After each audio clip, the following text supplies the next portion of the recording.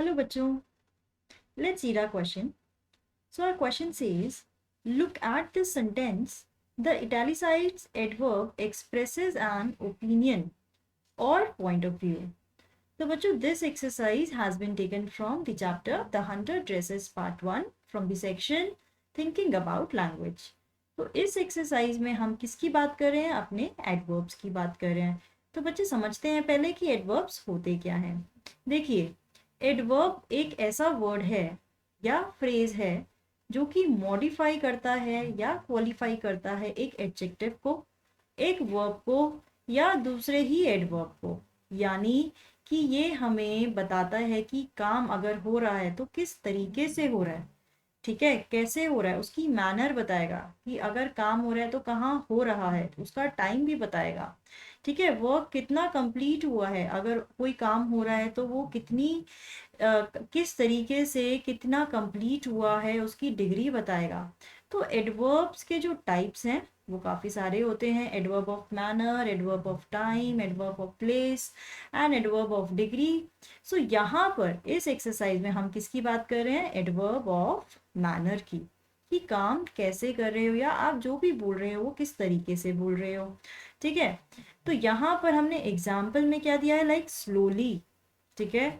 और there, there कौन सा है? आपका एडवर्ब ऑफ प्लेस है। अब स्लोली को हम कैसे यूज कर सकते हैं? लाइक शी रन स्लोली, वो भागती तो है लेकिन कैसे भागती है? हाउ का आंसर हमें क्या कौन दे रहा है? स्लोली, ठीक है, कि वो धीरे भागती है।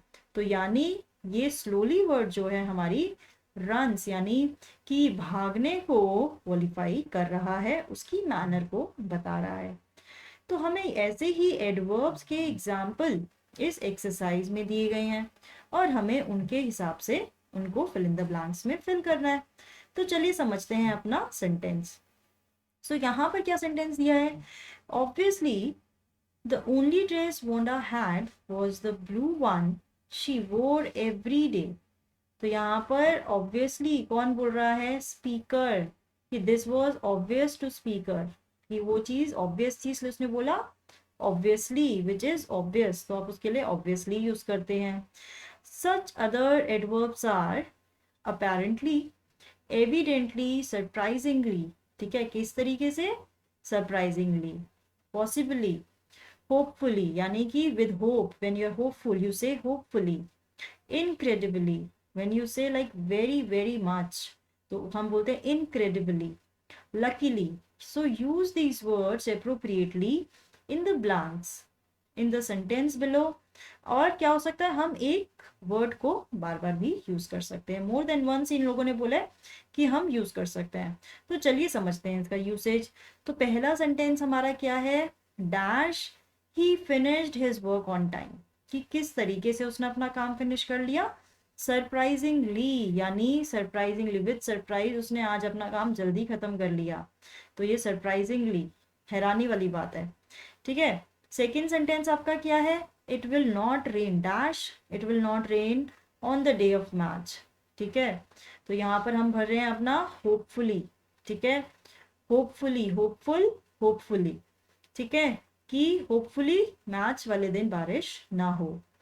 Dash he had been stealing money from this his employ, ठीक है, यानी एविडेंटली का मतलब क्या होता है बच्चे? क्लियरली, ठीक है।